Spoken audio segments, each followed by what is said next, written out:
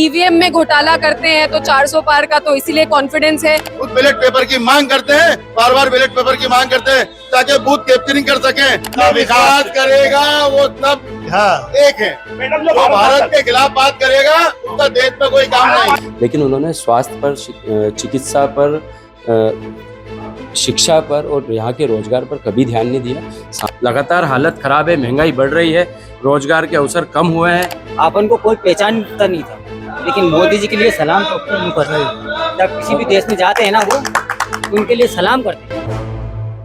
लोकसभा चुनाव का सीजन है, माहौल हर जगह गर्म हो चुका है। इस वक्त हम मध्य प्रदेश की राजगढ़ लोकसभा सीट में हैं।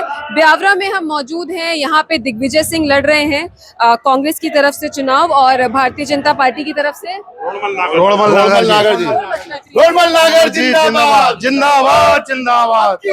400 पार, 400 पार, फिर एक बार मोदी सरकार, फिर एक बार मोदी सरकार। आएगा तो मोदी ही, आएगा तो मोदी ही।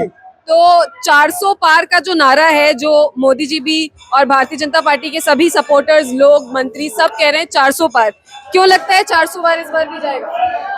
मोदी जी का 400 पार का जो नारा है वो भारत देश के 120 करोड़ लोगों के मन में बैठ चुका है। मोदी जी जब 400 सीटों के साथ संसद के अंदर प्रवेश करेंगे तो देश के अंदर जितने भी अवैध कानून नेहरू जी की सरकार में बनाए गए थे उन कानून को ध्वस्त करके मोदी जी 400 पार जब सीट लेकर लोकसभा में पहुंचेंगे तो नए कानून बनाएंगे जो देश हित में होंगे, इस भारत के हित में होंगे। भारत विश्व गुरु बनेगा, ऐसे कानून मोदी जी बनाएंगे। इसलिए पूरे देश में 400 पार का नारा एक एक कार्यकर्ता बुलंद कर रहा है। तो जैसा आपने बात छेड़ी नए कानून की, कि नए कानून लाएंगे, पुराने नेहरू जी की सरकार में जो थे उनको हटाए। कौन से कानून थे जो ठीक नहीं है, उनको हटाना चाहिए? कानून बहुत सारे हैं नेहरू जी की सरकार के, जो आपसी मतभेद के कानून 370 धारा जो कांग्रेस कह रही है कि हम फिर अपने लागू करेंगे। कांग्रेस ने घोषणा पत्र भी बनाया है, उसमें कांग्रेस कहती है कि जो 300 की धारा हटाई है उसको हम वापस लागू करेंगे। इसको चुकी है, लेकिन कांग्रेस वापस इसके पक्ष में है। कांग्रेस ने बहुत सारे ऐसे एजेंडे पास किए जो मुस्लिम लिंग के हिसाब से, उनके हिसाब से चलते हैं, लेकिन उनपे भी हम फेरबदल करेंगे। हमारी सरकार केंद्र में तीसरी बार बनने जा रही है मोदी जी के नेतृत्व में। हम बिल्कुल 400 पार को छूकर लोकसभा पहुंचेंगे। अच्छा, जो कांग्रेस भी लगातार आरोप लगाती रही है कि ईवीएम में घोटाला करते हैं तो 400 पार का तो इसीलिए कॉन्फिडेंस है कि सब चिल्लाते हैं 400 पार 400 पार। ईवीएम में कोई घोटाला नहीं है। यहाँ के वर्तमान के जो कांग्रेस के प्रत्याशी दिग्विजय सिंह है, ये 20 दिन से रो रहा था कि बैलेट पेपर से कराएंगे, बैलेट पेपर से कराएंगे। लेकिन जब नामांकन भरना शुरू हुए तो उनका जो ये जो बैलेट पेपर का जो मुद्दा था वो फिसड्डी साबित हो चुका है, वो चारों खाने चित हो चुका है। आखिरकार उनको भी कहना पड़ रहा है कि आखिरकार ईवी मशीन से ही हमारा मतदान कराना पड़ेगा, क्योंकि दिग्विजय सिंह जी बहुत बड़े चालबाज हैं। इनके 10 साल के शासनकाल में जब बैलेट पेपर से मतदान हुआ करता था तो पोलिंग बूथों पर बैलेट पेपर की पेटियां लूट ली जाती थी और उनके लोग धड़ाधड़ छपाई करते थे। इसलिए दिग्विजय सिंह उस बैलेट पेपर की मांग करते हैं, बार बार बैलेट पेपर की मांग करते हैं ताकि बूथ कैप्चरिंग कर सकें, बाकी जगह बूथ के अंदर पूरी दादागिरी मचा सके, इसलिए बैलेट पेपर की मांग करते हैं। साहब अगर चुनाव जीतते हैं तो सबसे मोस्ट ब्यावरा की समस्या है, पानी की समस्या का हल करेंगे। अभी 8 दिन में नल चल रहा है, ब्यावरा में पानी नहीं मिल रहा है, लोग परेशान है, महिलाएं परेशान है पानी भर के।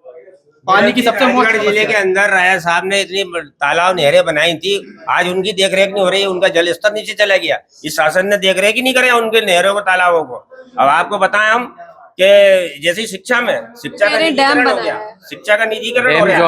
डैम जो है पूरा डैम है, वो राजा साहब की देन है। आज वहाँ से पूरा ब्यावरा पानी पी रहा है, पानी पीता है। वो आगे की उनने सोचा कि ब्यावरा में पानी की कमी है। निश्चित रूप से आज ब्यावरा अगर पानी पी रहा है तो माननीय राय साहब ने उस समय सोचा और कुशलपुरा डैम जो कि ब्यावरा के पास बनाया, आज ब्यावरा में उससे पानी जो है पहुंच रहा है। साथ में इसी के जो भी योजनाएं हैं वो कांग्रेस सरकार जब केंद्र में थी उस समय की योजनाएं हैं और आज तक वो योजनाएं क्रियान्वयन में आ रही है और भारतीय जनता पार्टी उन्हें अपनी योजनाएं बता रही है। निश्चित रूप से भारतीय जनता पार्टी, मुझे तो लगता है कि रोडमल नागर जी ने 10 साल में मोदी जी से एक काम की नहीं कही होगी।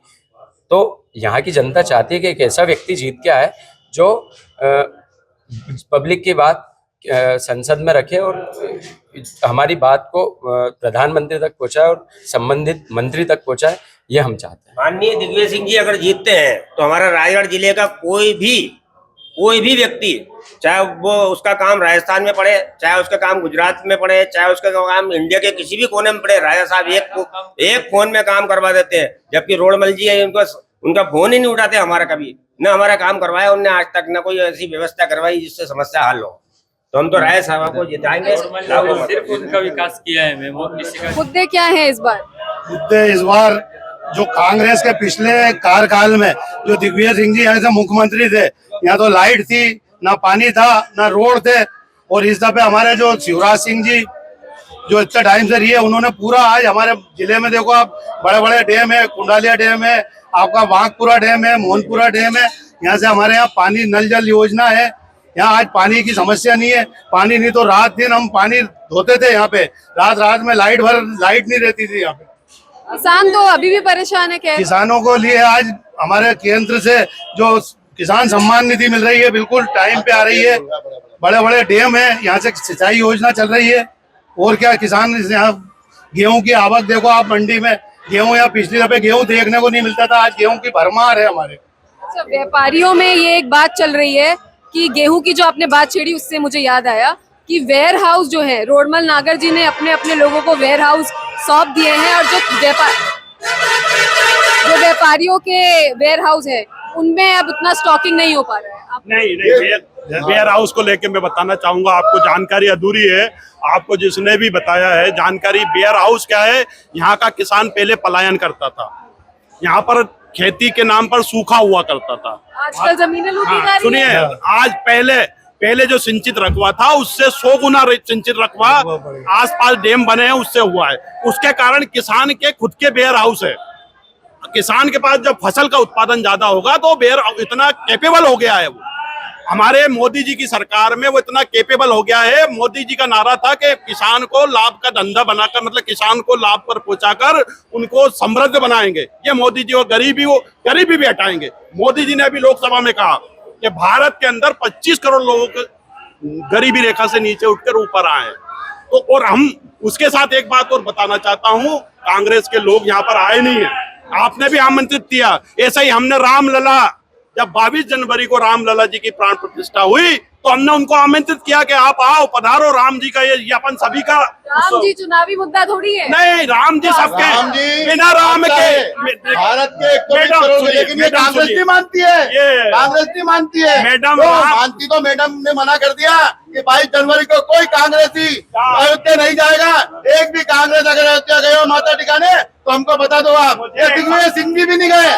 बीजेपी ने चुनावी मुद्दा बना दिया। नहीं, राम कोई मुद्दा नहीं है, हजारों लोग मर गए। तो विकास का मुद्दा है, विकास हो रहा है, विकास हो रहा है। राम राज, सुनिए, देखिए बिना राम के तो हिंदुस्तान की कल्पना ही नहीं हो सकती है, क्योंकि इसका पुराना नाम क्या है, आर्यव्रत। आर्य में रहने मतलब राम के यहाँ पर 100 करोड़ से ज्यादा हिंदू निवास करते हैं, आप भी मानती है। तो आप ये बताइए, जो 100 करोड़ से ज्यादा हिंदू निवास करते हैं, तो भगवान श्री राम भी यहीं पर जन्म लिए हैं, श्री कृष्ण भी यहीं पर जन्म लिए हैं। तो जब बिना राम और बिना श्री कृष्ण के भारत की कल्पना कैसे कर सकती है कांग्रेस? और 60 साल तक कांग्रेस ने बिना इसी कल्पना को धूमिल करने के लिए, तुम्हारे स्टालिन का लड़का है, वो कहता है कि सनातन धर्म क्या है, डेंगू है, मलेरिया है। शर्म आती है मुझे कि इस भारत देश में जो श्री राम की धरा है, श्री माधव की धरा है, उस धरा पर ऐसे लोग हैं जो सनातन धर्म का विरोध कर रहे हैं, हिंदुओं का विरोध कर रहे हैं।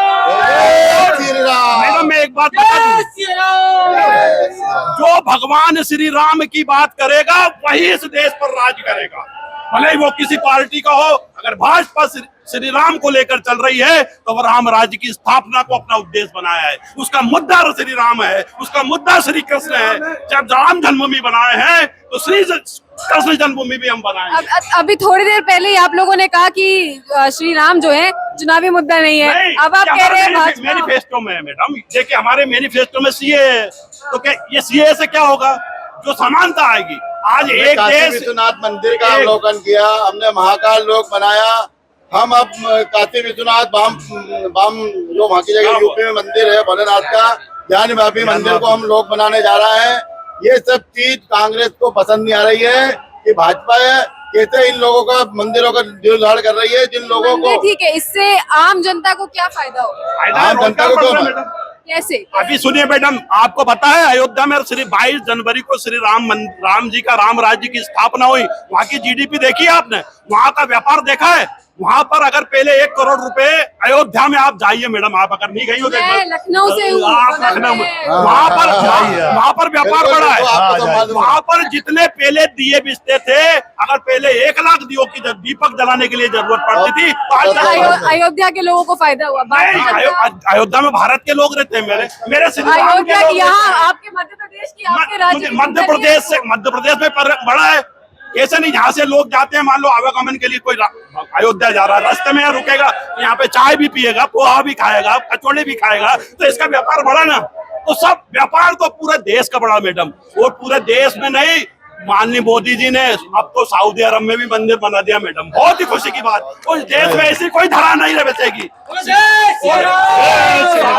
तो अभी आपने भाजपा के कार्यकर्ता जिनसे हम बात कर रहे थे उनकी बातें सुनी, तो उनकी बातों से ये लगा कि राम मंदिर एक बड़ा मुद्दा है, राम मंदिर रोजगार भी दे रहा है, सारी परेशानियां राम मंदिर से हल हो जाएगी और मोदी जी 400 पार कर रहे हैं।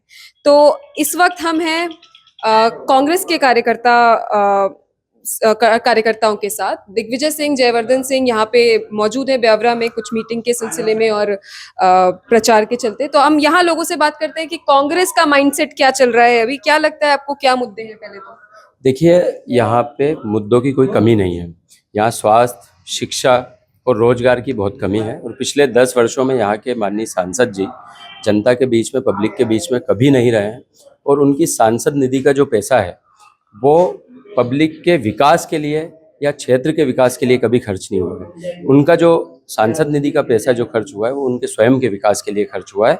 तो यहाँ की विशेष जो बात है वो यही है कि यहाँ शिक्षा, स्वास्थ्य के मामले में राजगढ़ जिला बहुत पीछे है। जो काम माननीय राय साहब के मुख्यमंत्री रहते हुए यहाँ हुए थे, वही काम आज भी हैं, लेकिन इनमें सुधार नहीं हुआ है।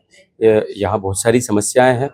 अभी राजगढ़ का जो जिला अस्पताल है, वहाँ लगातार हर दिन कोई ना कोई एक बड़ी परेशानी होती है। कल एक न्यूज़ के माध्यम से बताया था कि अभी स्कूल्स जो लग रहे हैं वहाँ पंखे की तक व्यवस्था नहीं है। वो राजगढ़ जिले की ये हालात है।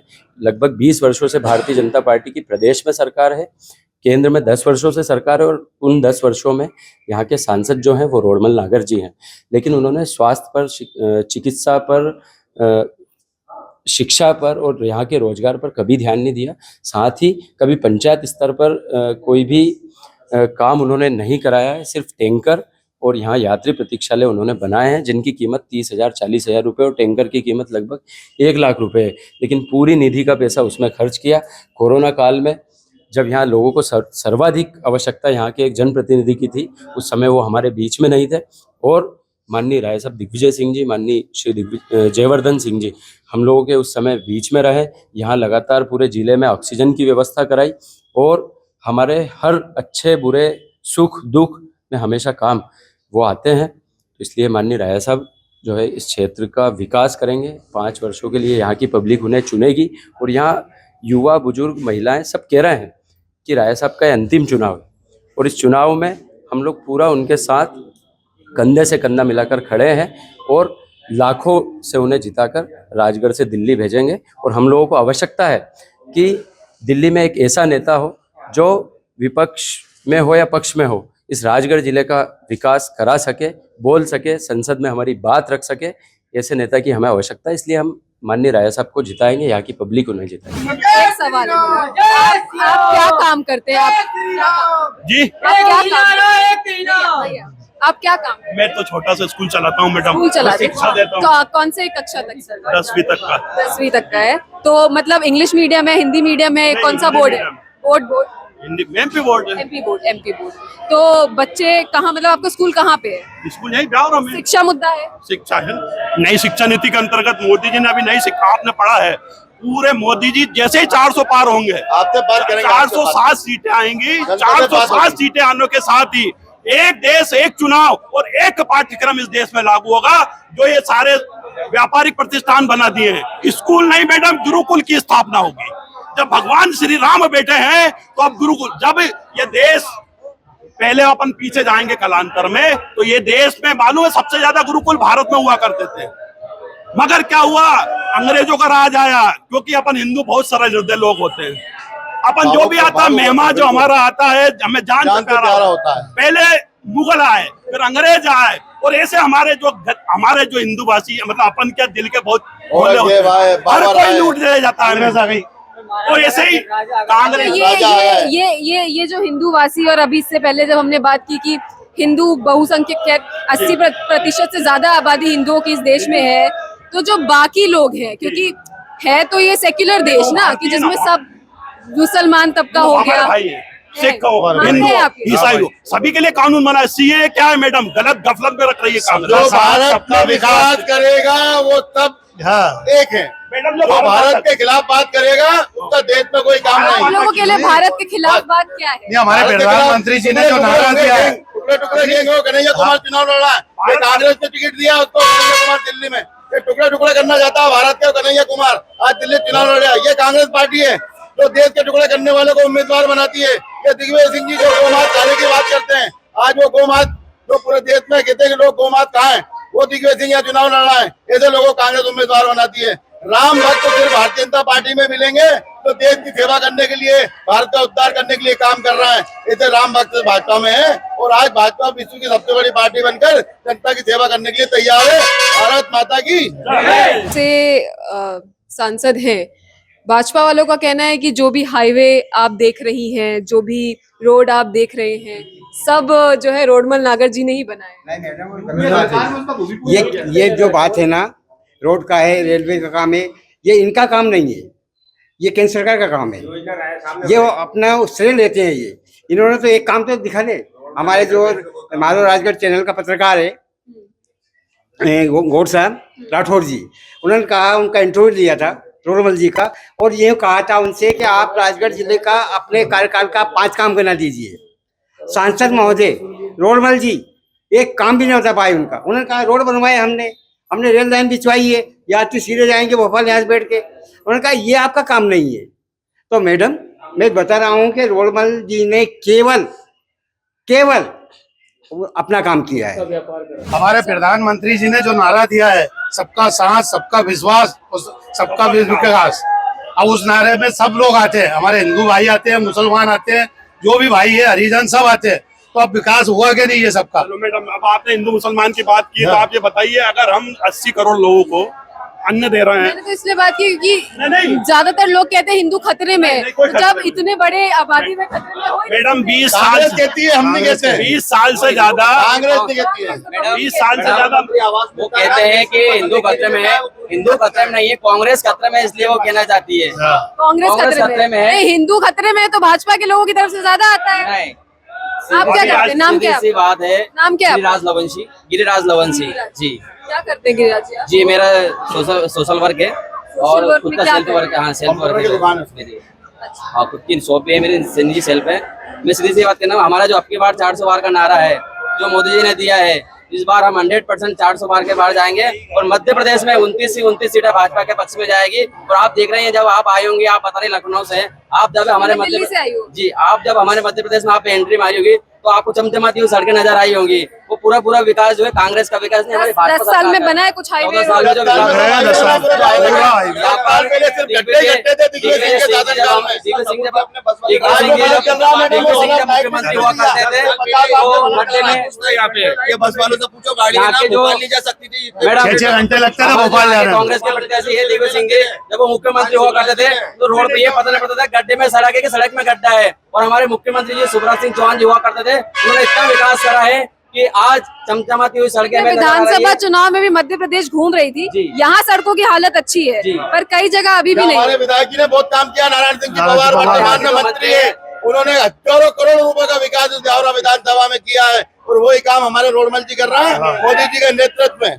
वही काम ओवरफ्लो देख लीजिए, रामगंज मंडी भोपाल में रेल लाइन आने नारायण वाली है। पवार जी की आपने बात छेड़ दी, तो अभी मैं बात कर रही थी कुछ लोगों से, उनका आरोप है कि जमीनें किसानों की हड़पी जा रही हैं। नहीं बिल्कुल नहीं। ये कांग्रेस के लोग हैं, ये कांग्रेस के लोग नॉर्मल किसान है, सब कांग्रेस के लोग हैं। कांग्रेस के लोग हैं, कांग्रेस के दलाल घूम रहे हैं बाजारों में, खुद की बात नहीं करेंगे। कांग्रेस तो सत्ता में ही नहीं है, उनके दलाल घूम रहे हैं।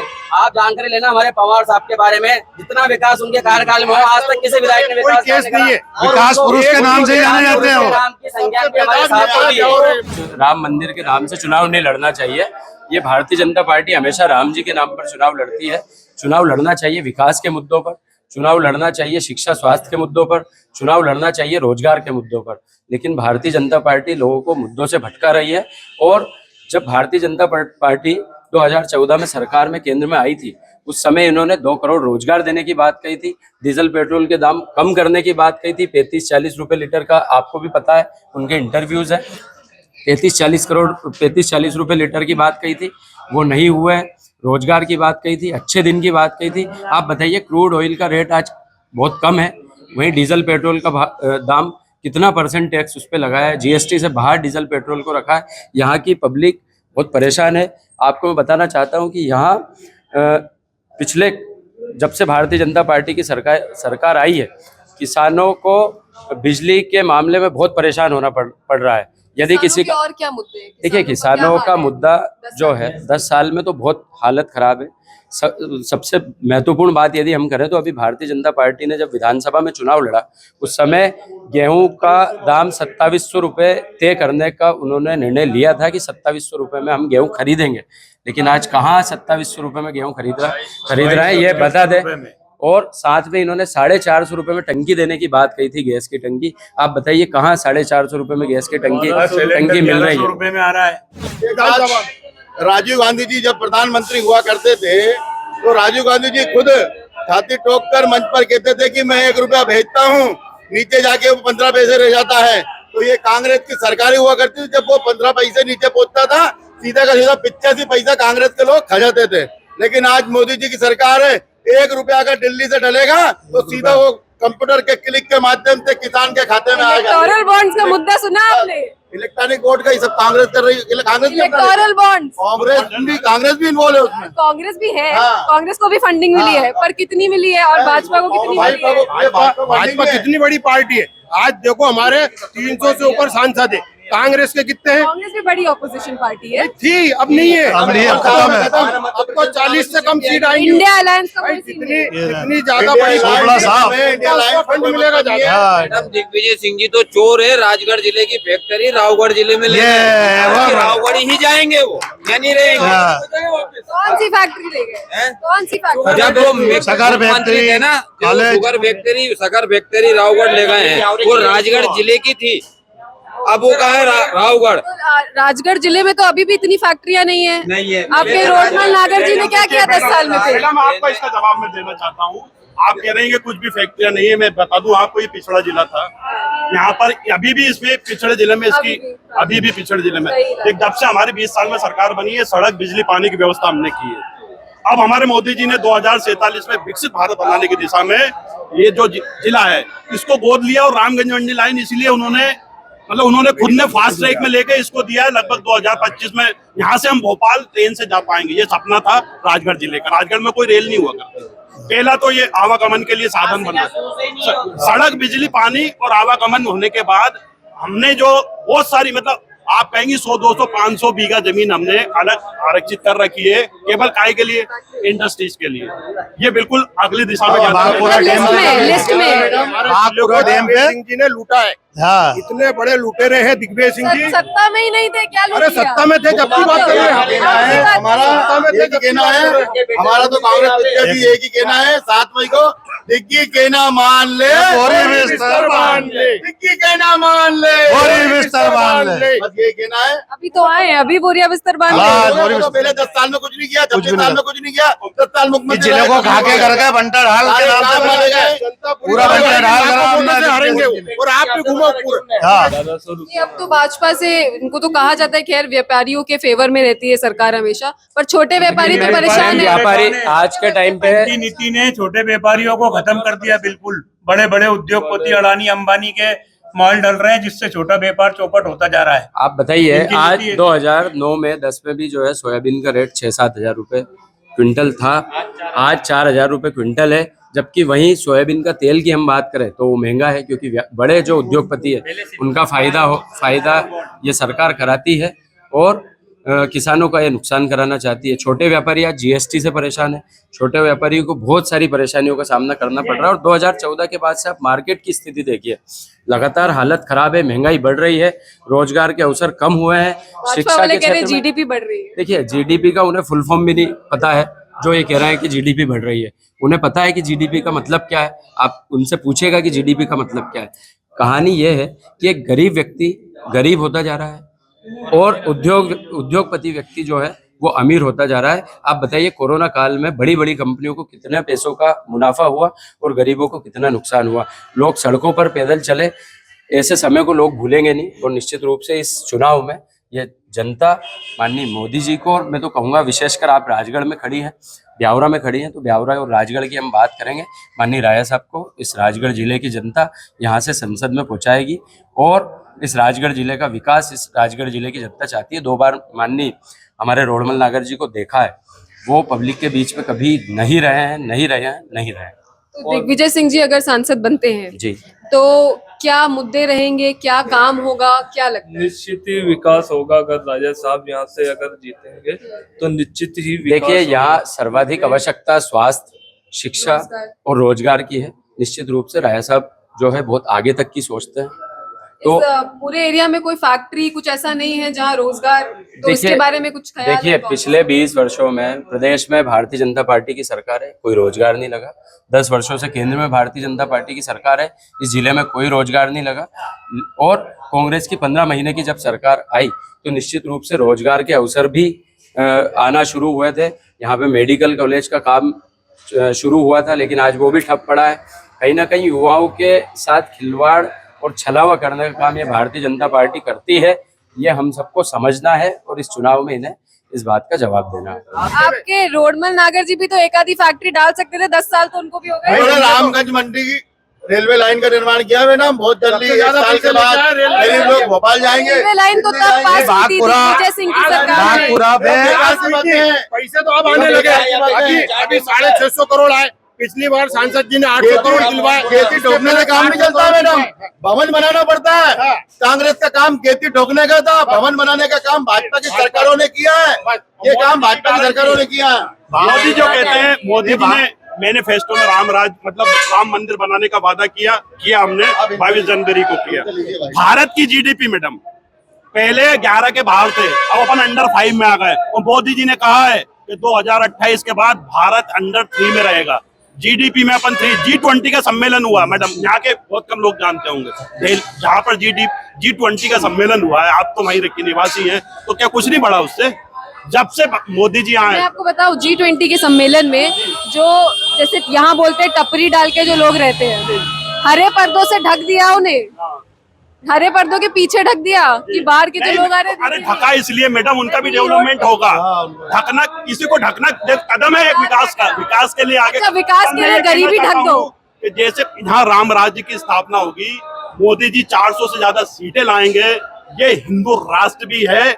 मैं सभी से वही वाली बात होगी, फर्श पे चाय गिर गई तो कारपेट डाल दो। राजगढ़, खैर लोकसभा का चुनाव है, राजगढ़ की बात हमने कर ली। लार्जर पिक्चर में अगर हम बात करें तो मोदी जी और राहुल गांधी जी, राहुल गांधी और मोदी जी के जो बीच में जो कॉन्फ्लिक्ट है उस पे आप लोग क्या? देखिए राहुल गांधी जी एक जमीन के नेता है। अभी आपको पता है भारत जोड़ो यात्रा उन्होंने पैदल चल के की है, कितने फिर दूसरी यात्रा भी की है, पूरे देश में वो घूमे। पूरे देश के माननीय राहुल गांधी जी अगर मिले तो आपको पता है किन से मिले? किसानों से मिले, गरीबों से मिले, रिक्शे वालों से मिले, ट्रक वालों से मिले। गरीब भीड़ भी देखी गई, लेकिन वो हमेशा गरीब से मिले। आप जानते हैं जब राम जी वनवास गए उस समय वो वानर से मिले थे, नाव चलाने वाले से मिले थे, गरीबों से मिले थे।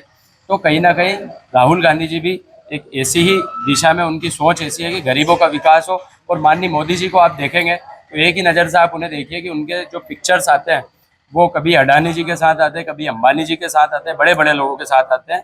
और कभी आप बताइए कि मोदी जी ने गरीब के हित के लिए क्या किया है? राहुल गांधी जी निश्चित रूप से गरीबों के लिए सोचते हैं। तो राहुल गांधी जी को आप स्वयं भी जानते हैं पिछले 1 वर्ष में उनकी जो लोकप्रियता है वो काफ़ी बड़ी है, छवि अच्छी हुई है। कहीं ना कहीं जो कुछ मीडिया के कुछ इसी बात लोग से शायद भाजपा वाले डरे हुए हैं। इसी बात से डरे हुए हैं और इसी बात से आप बताइए भारतीय जनता पार्टी का मुद्दा क्या है? इस देश में कोई मुद्दा नहीं है, कोई विकास का मुद्दा नहीं है। भारतीय जनता पार्टी सिर्फ कह रही है कि भाजपा वाले अभी पीछे कहते हैं हिंदू राष्ट्र चाहते हैं, राम राज्य। आप बताइए राम राज्य किसे कहते हैं? राम राज्य वो होता है जिसमें शिक्षा हो, स्वास्थ्य हो, लोग खुश हो। एक नदी में बकरी भी पानी पी सके और उसी नदी में शेर भी पानी पी सके, वो रामराज होता है। रामराज यहाँ पे नहीं, राजा साहब के किले पे नहीं है क्या रामराज? वो वहाँ पे भी मंदिर देखा है, वो क्या भगवान को नहीं जानते। अपने घर पे भी मंदिर, ये जितने भी जो लोग गांव के, ये भगवान को नहीं जानते कि हम किसान हैं। मोदी राम चुनावी मुद्दा होना भी नहीं चाहिए, तो आस्था का विषय है। एक बार मोदी जी ने नेपोलियन ने कहा था कि जब जनता अपना अधिकार मांगने लगे तो जनता को धर्म में उलझा। ये नेपोलियन के शब्द है मैडम, नेपोलियन के शब्द है कि जब जनता अपने अधिकार मांगने लगे, हक मांगने लगे, तो उसको धर्म में उलझा दो। तो बीजेपी यही कर रही है, धर्म का मुद्दा बना के लोगों को हिंदू मुस्लिम बांट दिया और बस अपना काम निकाल रहे हैं। लेकिन ये जनता समझ चुकी है। यहाँ जो इस बार उनको ये जो लगा दिया, जितने लोग यहाँ इंटरव्यू दे रहे हैं इनमें 99% सभी हिंदू। तो निश्चित रूप से आज हिंदू भी कांग्रेस के साथ है। कहीं ना कहीं हम वो लोग हैं जो चाहते हैं कि विकास हो, जनता का विकास हो, क्षेत्र का विकास हो। निश्चित रूप से हमारे आराध्य राम है, हम सब चाहते हैं कि राम जी की सेवा होना चाहिए, लेकिन चुनाव से राम जी का मुद्दा बाहर दूर होना चाहिए। कहीं ना कहीं राम मंदिर का जो उद्घाटन हुआ है वो अधूरे मंदिर में हुआ है, ये आप भी जानते हैं। और राम मंदिर का उद्घाटन अधूरे मंदिर में क्यों हुआ, एग्जैक्ट चुनाव के पहले क्यों हुआ, ये सोचने का विषय है। पब्लिक को सोचना चाहिए। राम मंदिर बना है, इसके लिए सब लोग खुश हैं। जिस दिन राम जी का मंदिर बना उस दिन हम लोगों ने भी हमारे घर के ऊपर झंडा लगाया, हम लोगों ने भी दीपक लगाया। लेकिन इससे हटके एक जो महत्वपूर्ण बात है, राम जी सबके हैं, लेकिन उससे ज़्यादा जरूरी, राम जी का मंदिर तो बन गया, लेकिन उससे ज़्यादा जरूरी है कि गरीब का विकास हो, गरीब का घर बने, महंगाई कम हो, रोजगार मिले, स्वास्थ्य सेवाएं सही हो, शिक्षा की व्यवस्थाएं सही हो। ये हम लोगों की क्या तैयारी है इस बार जमीन? जो बीजेपी राम राज्य की जो बोल रही है, तो इस देश में राम राज्य उसी को कहते हैं जिसमें महिलाओं को निर्वस्त्र करके घुमाया जाता है, महिलाओं को कपड़े फाड़े जाते हैं। क्या ये राम राज है महिलाओं के? तो ये तो राम राज नहीं हुआ, तो रावण राज हो गया। जिस देश में महिलाएं सुरक्षित नहीं है, तो वो तो अपने भी सीता जी को भी रावण हर के ले गया था। तो वही कहानी यहाँ पर हो रही है, महिलाएं सुरक्षित नहीं, मतलब ये राम राज नहीं, रावण राज। और इसको जनता जवाब देगी। देखिए यहाँ पे जो है लोकल के बहुत सारे मुद्दे हैं। आप एक बार शहर में घूमेंगे तो निश्चित रूप से बहुत सारे मुद्दे आपको पता चलेंगे। यहाँ पे ट्रैफिक व्यवस्था खराब है, पानी की व्यवस्था खराब है, बिजली की व्यवस्था खराब है, स्वास्थ्य की व्यवस्था खराब है, शिक्षा की व्यवस्था खराब है, और ऐसे कई मुद्दे हर दिन यहाँ के पेपरों में हमेशा यही सारी चीजें चलती है। तो ये सारे मुद्दे हैं, इनको लेके हम जनता के बीच में जा रहे हैं। और माननीय राय साहब ने जो यहाँ पे काम किए, यहाँ पे बस स्टैंड बनाया, यहाँ पे नवीन कॉम्प्लेक्स बनाया है, यहाँ का अस्पताल जो है वो माननीय राय साहब की देन है। जैसे बहुत सारे काम राजगढ़ जिले में कराए हैं। निश्चित रूप से माननीय सांसद जी रोड़मल नागर जी ने एक गांव यहाँ का गोद लिया था। उस गांव की आप हालात जाके देखिएगा। वहाँ जब पानी गिरता है तो वहाँ बाढ़ की स्थिति निर्मित होती है। वहाँ का सरकारी अस्पताल जो है वो माननीय राय साहब ने 2002 में कंप्लीट कराया था। वहाँ स्टाफ नहीं है, वहाँ की व्यवस्था सारी खराब है। निश्चित रूप से आप जाके ग्राउंड पे देखेंगी तो आपको भी एहसास होगा कि भारतीय जनता पार्टी ने यहाँ पे क्या किया है। यहाँ भारतीय जनता पार्टी ने 10 वर्षों में स्वयं के लोगों का विकास किया है। जो लोग साइकिल से चलते थे वो आज स्कॉर्पियो और फॉर्च्यूनर में चल रहे हैं, तो ये उनका स्वयं का विकास है, यहाँ की पब्लिक का विकास नहीं है। राष्ट्र है भारत, क्योंकि 100 करोड़ लोग निवास करते हैं। जो भारत माता की जय बोलता है वो सभी हमारे हिंदूवासी हैं। आप क्या कहना चाहते हैं? मैं केंद्रीय कर्मचारी हूँ। आप केंद्र कर्मचारी, क्या आप क्या कहना चाहते हैं? रेलवे में जॉब रखी, लेकिन 2004 से पेंशन सबकी बंद है। तो बुढ़ापे का सारा किसका रहता है? पेंशन का रहता है कि नहीं रहता? तो ये मिलना चाहिए कि नहीं मिलना चाहिए? इस मुद्दे पे हमने बहुत हड़तालें कर दी, सब काम कर दिए, लेकिन अभी तक किसी ने सुनवाई नहीं की। कांग्रेस राज में अपन को 10% बढ़ा के मिलता था, और मोदी राज में अपन को 4% मिलता है, लेकिन टाइम टू टाइम मिलता है। बिल्कुल हर 12 महीने, हाँ बिल्कुल 4% बढ़ाते हैं। बिल्कुल अभी अपना परसेंट दिया है ना, 50% हो चुका है। बाकी मोदी सरकार इतनी बहुत खूबसूरत है कि जिसकी कोई हद नहीं है।